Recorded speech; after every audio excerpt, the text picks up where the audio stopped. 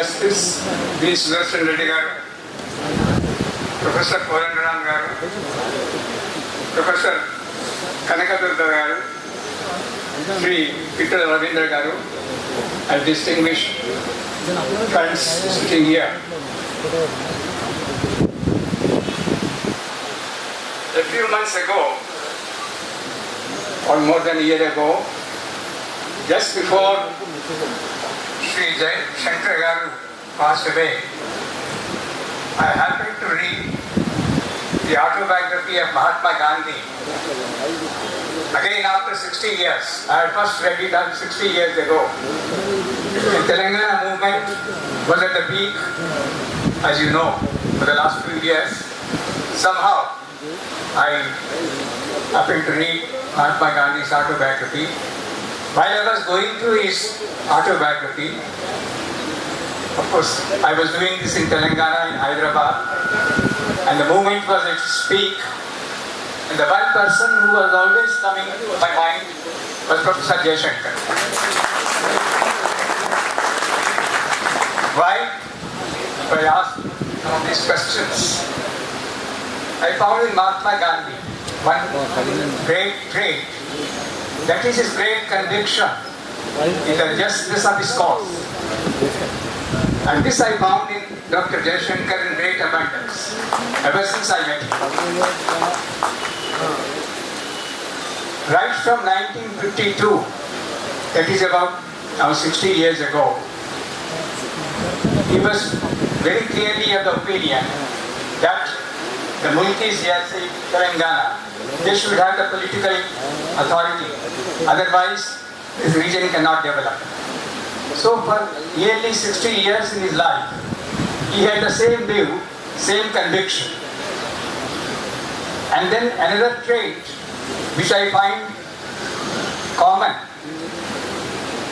between Gandhi and Professor Jayashankar is that, as Sri Ramchandramurthy Garu just come to, that Jayashankar Garu believed in presenting his case or his viewpoint with facts and figures and with ample evidence, not with emotion or with his wishes or sentiments, but with facts and figures. He had great respect for facts, figures and analysis, not picking those arguments which just suit him or for his purpose, but looking at the data and drawing his conclusions.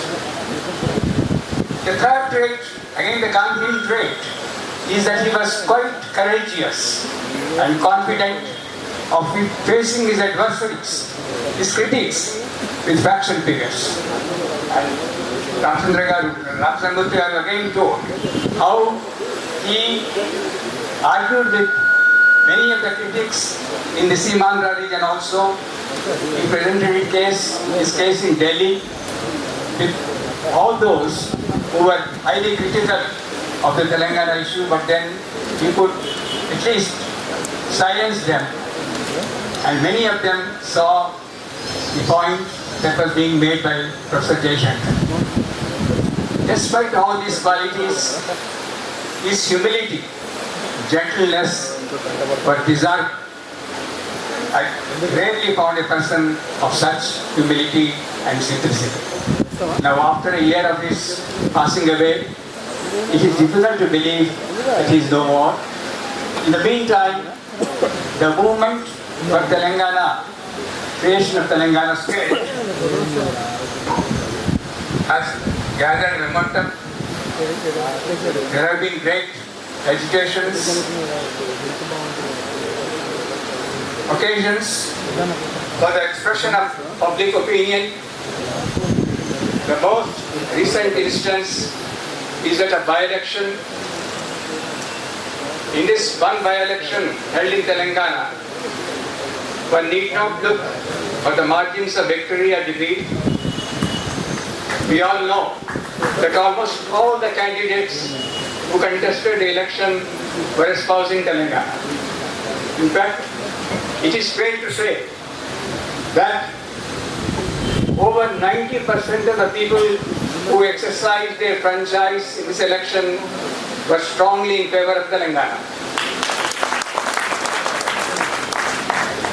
And this is the message which has gone to Delhi, which has gone to the Andhra region and other parts of the country.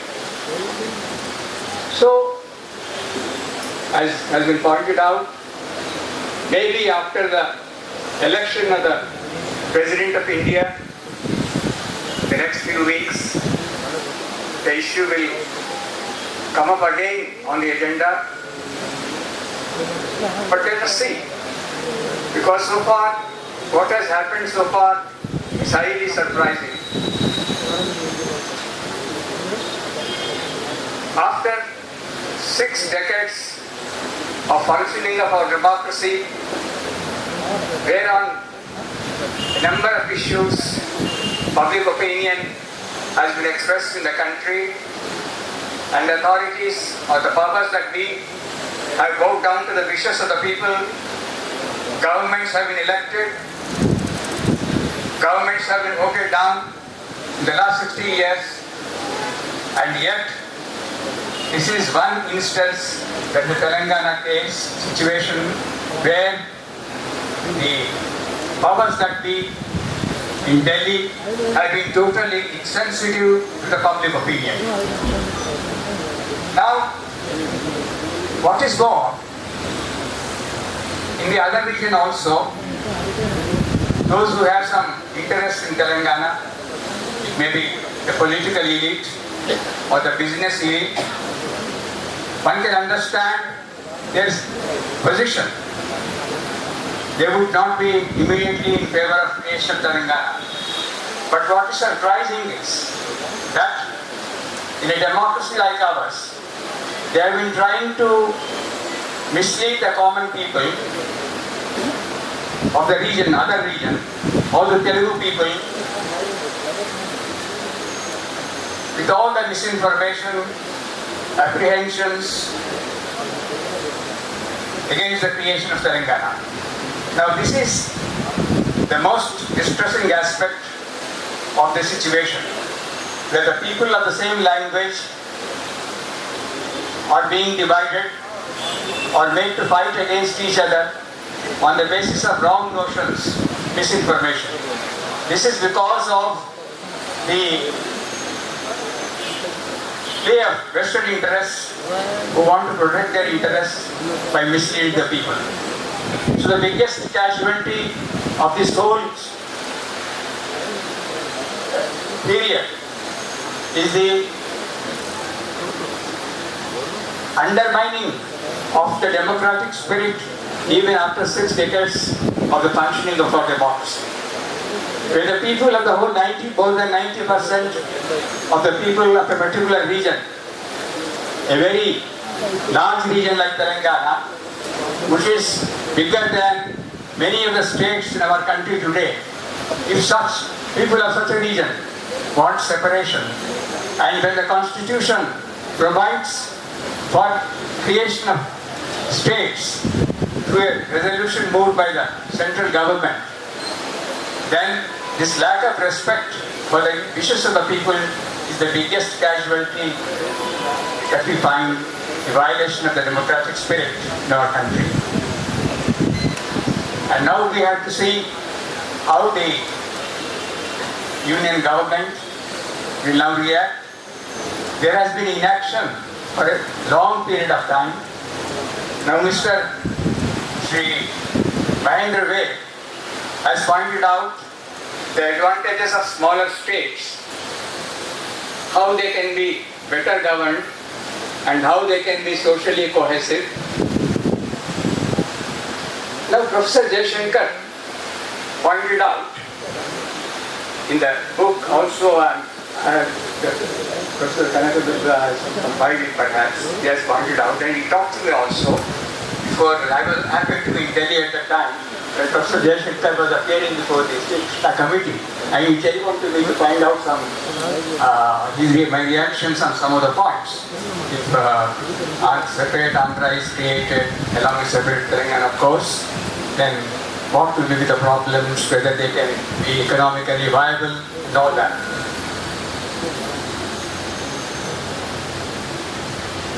Now the creation of smaller states, Mr. Baid has pointed out how Jharkhand, Chhattisgarh and Uttarakhand have been growing at a much faster rate than their parent states after the creation of these states. An interesting aspect of the last few years is that when a small state is created from a bigger state, say a parent state like Madhya Pradesh or Bihar or Uttar Pradesh or any other bigger state, including Andhra Pradesh, then the parent state becomes smaller also.